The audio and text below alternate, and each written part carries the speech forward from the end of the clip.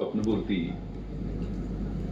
या श्री संभाजीराव पाटणकर यांच्या आत्मचरित्राचा अतिशय सुंदर आणि देखणा असा प्रकाशन सोहळा संपन्न होत आहे. यासाठी उपस्थित अत्यंत नाविन्यपूर्ण शासकीय योजना राबवणारे शासन आपल्या दारी, मी त्याचा स्वतः साक्षीदार आहे, श्री अमोल शिंदे, माझे सहकारी श्री इसाक भगवान काळे साहेब, हसमुखबाई शहा, मातोश्री लक्ष्मीबाई, आजचे उत्सव मूर्ती संभाजीराव पाटणकर, त्यांची कन्या, जावई, सर्व कुटुंबीय, त्यांच्यावर प्रेम करणारे सगळे उपस्थित, पाटणवरून आलेले, मुंबईतून आलेले नागरिक बंधू भगिनींनो,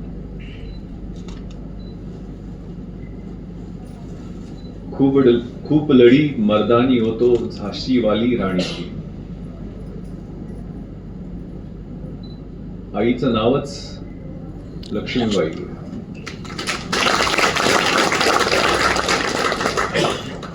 जिद्द, इच्छाशक्ती, स्वप्न दाखवणं, स्वप्न सत्यात साकारणं, चांगले संस्कार देणं, हे माता लक्ष्मीबाई यांनी पुत्राचं नाव ठेवतानाच संभाजी असं ठेवल्यानंतर ते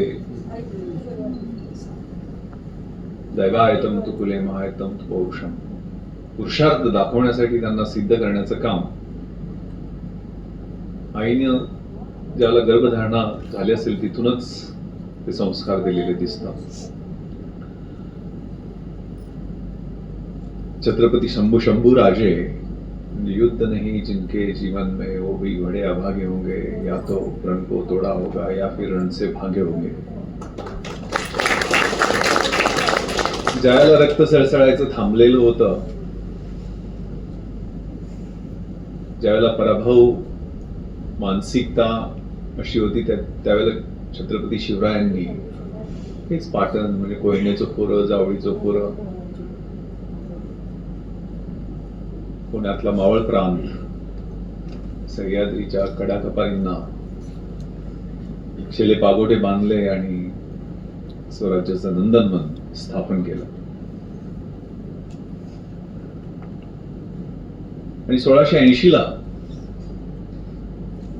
त्यांनी आपला देह ठेवल्यानंतर 9 वर्ष जी झुंज संभाजीराजांनी दिलेली आहे, तो छावा सिनेमा पाहिल्यानंतर कळत. आजकाल तेच तो कवी कलश आणि शंभूराजांमधला संवाद आहे ना, मन के जीते जीत है, मन के हारे हार, हार गए जो बिन लड़े उन पर है धिक्कार, धिक्कार है उन पर जो देखे ना स्वप्न, सपनों का अधिकार असल अधिकार है अपना, अपनों के लिए कुछ कर देना है आज हमें, अजर अमर कर देना है स्वराज हमें, तू माटी का लाल है, कोई कंकड़ या धूल नहीं, तू इतिहास बदल रख देगा, कोई फूल नहीं, तू भोर का पहला तारा है, परिवर्तन एक नारा है, ये अंधकार कुछ पल का है, फिर सब कुछ तुम्हारा है, फिर सब कुछ तुम्हारा है.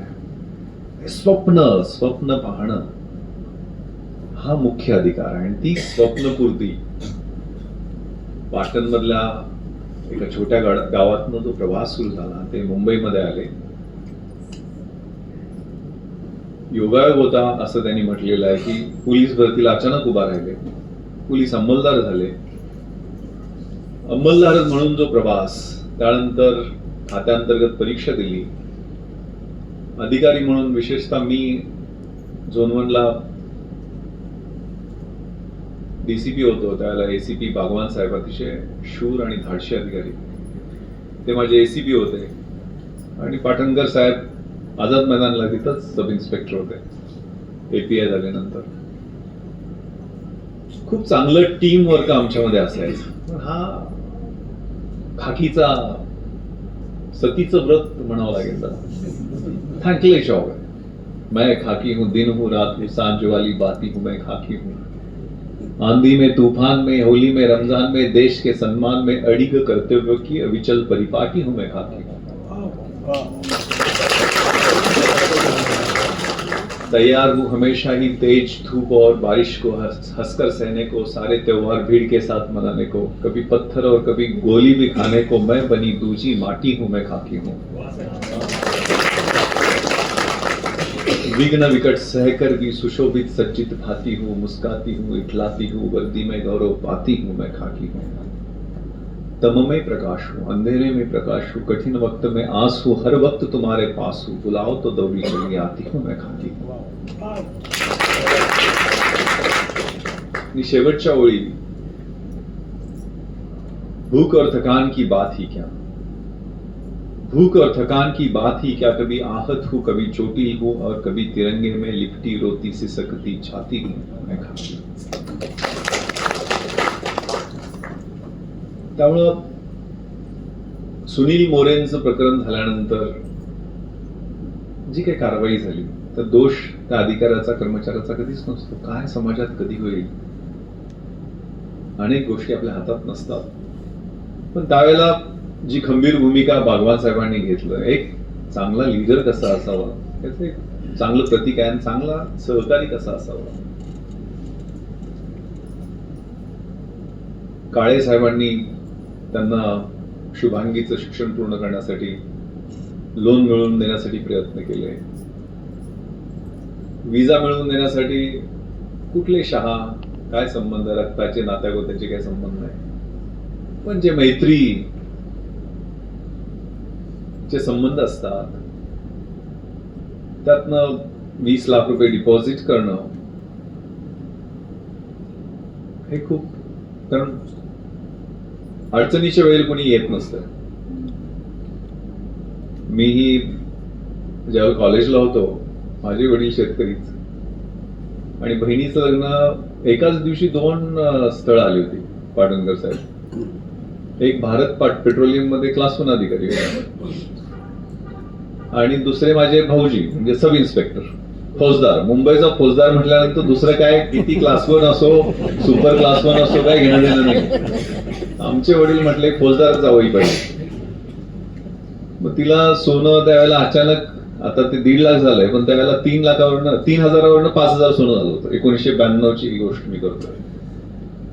आणि त्यावेळेला पैसे सोनं थोडं 15 तोळे सोनं द्यायचं ठरलं तर काय बोलायचं. त्यावेळेला ते पैसे जमा करताना मी प्रत्येक नातेवाईकांच्या घरी हात पसरून जायचो. मला वडिलांनी मलाच पाठवलं, पण कोणी त्यावेळेला माझ्या वडिलांचे जे सहकारी, सगळ्या समाजाचे लोक, त्यांनी 10,000 रुपयाचं कर्ज काढलं.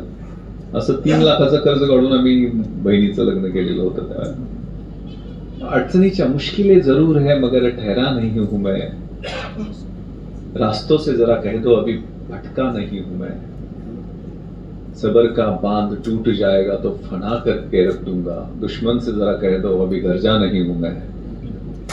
त्यामुळे संकट, प्रतिकूल परिस्थिती हे येतच असते. विपरीत परिस्थितियों में कुछ लोग टूट जाते हैं और कुछ लोग रेकॉर्ड तोड़ देते हैं. त्यामुळे आपण ही स्वप्न घेऊन मुंबईमध्ये आलो. स्वप्न ही झोपू देत नाहीत. म्हणजे मीही ज्या वेळेला पत्र्याची पेटी घेऊन मुंबईत आलो होतो, राहायची सोयच नव्हती कुठं. आमदार निवासला राहायची सोय झाली होती, आणि कधी कधी गाववाल्यांची रूम आहे दिलाय रोडला. तुम्ही पाटणचे, मी शिराळ्याचा आहे, आणि आमच्या गावातले सगळे तरुण इथं त्यावेळेला 90sला नुकत्याच गिरणी बंद पडायला सुरुवात झालेली होती, आंदोलन सुरू होती. त्यामुळे सगळे आमचे भाऊबंद, म्हणजे तिकडे गावाकडे आल्यानंतर भारी वाटायचं. पांढरे शुभ्र कपडे घालायचे, गळ्यात तो मर्फीचा रेडिओ असायचा, एकदम स्टाईल मध्ये हिरो वाटायचे. इकडे आल्यावर बघतोय सगळे हात गाड्या चालवत आहेत. ते गिरणीच्या कामगारांना आलेले संध्याकाळी घामालेले काळे सगळे दिसणारे आमचे. त्यावेळेला ते एका रूम मध्ये 30-30 लोक झोपलेले बघून आपण जर अभ्यास केला नाही तर 31वा नंबर आपला आहे ही भीती वाटायची. मग झोप लागायची नाही. मग लायब्ररीत सकाळी 3 वाजता उठून अभ्यास करू. जिद्द. त्यावेळेला टोमणे ऐकायला मिळायचे. मुट्ठी भर लेकर कुछ सपने भर कर जेबों में आशाएं, दिल में है अरमान कहीं कुछ कर जाए कुछ कर जाए. सूरज सा तेज नहीं मुझ में, दीपक सा जलता देखोगे, मेरी हद रोशन करने से तुम मुझको कब तक रोकोगे, तुम मुझको कब तक रोकोगे। मैं उस माटी का वृक्ष नहीं जिसको नदियों ने सींचा है, बंजर माटी में पलकर मैंने मृत्यू से जीवन खींचा है। ती बंजर मिट्टी आहे ना, ती महत्वाची आहे, पाणी ज्याच्यात आहे ते महत्वाचं नाही। पत्थर पर लिखी इबारत हो, तुम शीशे से कब तक तोड़ोगे, मिटने वाला मैं नाम नहीं, तुम मुझको कब तक रोकोगे, तुम मुझको कब तक रोकोगे। आठवड्याच्या शनिवार रविवार वाटायचं घरचं जेवायचं कधीतरी, मग पाहुणे पाय आमचे सगळे भांडू, इकडं कांजूर मार्ग, इकडं गेल्यानंतर पाहुण्यांचे सगळे टोमणे ऐकायला मिळायचे, अरे हे काय IAS IPS पोलीस अधिकारी असं काय होत आहे का काय, आपलं बघा कामाधामाचं कुठं सेटलमेंटचं बघा। त्यावेळेला मग डोळ्यात अश्रू यायचे। इस जग में जितने जुल्म नहीं उतने सहने की ताकत है, तानों के शोर में रहकर भी सच कहने की आदत है, मैं सागर से भी गहरा हूं, तुम कितने कंकड़ फेंकोगे, चुन चुन कर आगे बढ़ूंगा मैं, तुम मुझको कब तक रोकोगे, तुम मुझको कब तक रोकोगे।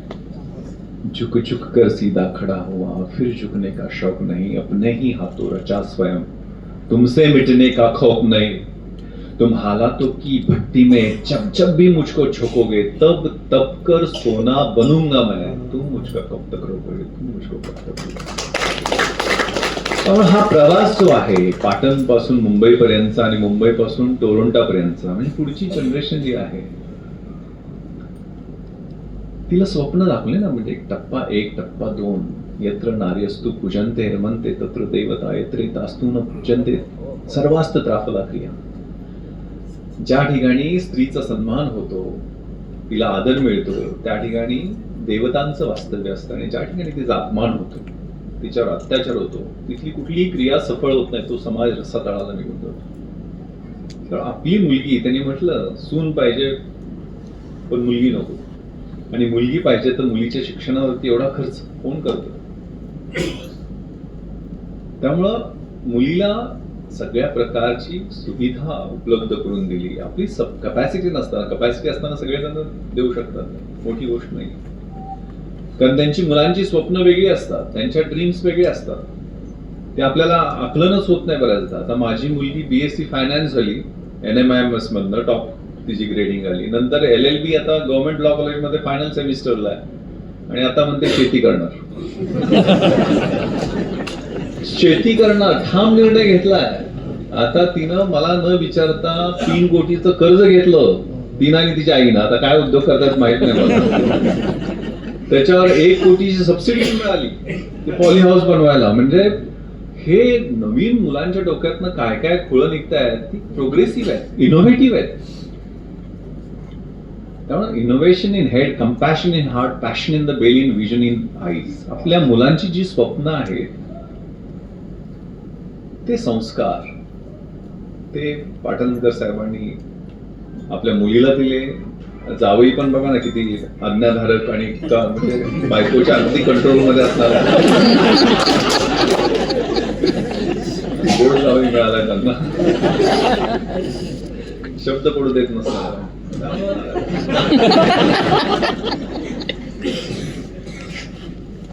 तर अतिशय चांगलं पुस्तक जे मार्गदर्शन करेल, तर सगळेच म्हणजे आता 5वं पुस्तक लिहिते ते मला वाटतं अमोलजींचं काहीतरी मिसअंडरस्टँडिंग दिली, मी म्हणून टिकले, ते काही एम्पॉवरमेंट बद्दल नाही आहे, बायको म्हणते मी आहे या घरात म्हणून टिकले, दुसरी कोणी टिकली नसते। सगळ्याच बायकांचा हा डायलॉग आहे।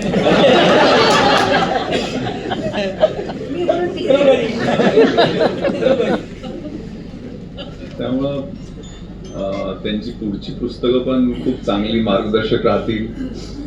जावई बापू ती इंग्लिशमध्ये आणणार आहेत, डिजिटल स्वरूपात आणणार आहेत, ज्यात अधिक सुलभ आहे, वाचायला सुलभ आहे।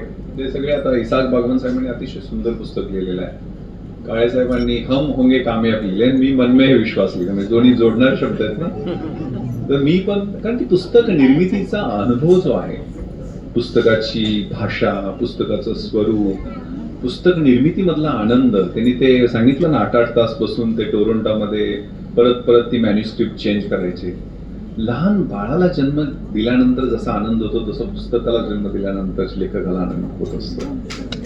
तर त्याचं प्रयोजन काय आहे, त्यात साहित्यिक नवता कशी आहे, त्याची परंपरा काय आहे, हे सगळं साहित्य घडताना ते त्यातनं जो आनंद मिळतो तो खूप छान असतो. आणि पोलीस अधिकाऱ्याची ती आत्मकथा आहे, त्यामुळे त्यात वेदना असतील, अनुभव असतील, रोजचे चढउताराचे प्रसंग असतील आणि निश्चितपणे त्यातनं एक समज, त्यांचा 35 वर्षाचा जो प्रवास पोलीस दलातला एक कॉन्स्टेबल पासून ते रिटायर्ड API पर्यंतचा, तो अनेकांना विशेषतः ग्रामीण भागातल्या लोकांना एक दिशादर्शक ठरेल यात काही शंका नाही आहे. या अत्यंत देखण्या पुस्तकाची निर्मिती केल्याबद्दल त्यांचे जे प्रकाशक, त्यानंतर प्रिंटिंगवाले, फायनान्सर श्री हसमुखभाई शहा यांचं खरंच मनापासून आभार आणि अभिनंदन. पुन्हा एकदा पाटणकर साहेबांना खूप खूप शुभेच्छा, अभिनंदन. जय हिंद, जय महाराष्ट्र.